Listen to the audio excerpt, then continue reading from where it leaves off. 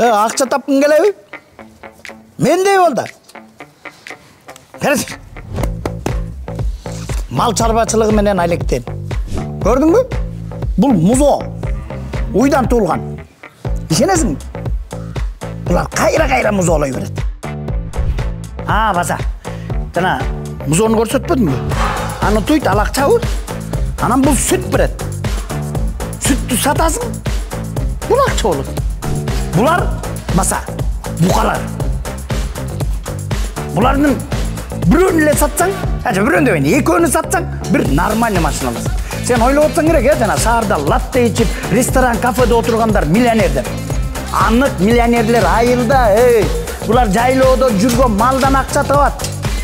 Билесиң, жада калса 40 танда акча жасаса болот. Кантип дебейсиңби? Мисалы муну алып барып сатсаң, дериштеткендер. Бул жер сермирткич. Ал эми куйсаң үйүңдө көңгүл.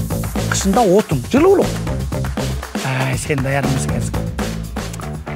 Бирок даярдан, унутпа, мен сага кийинчерээк муну дайыр жолу эстетем. Анткени мал чарбачылыгынан эч качан утулбайсың, утасың.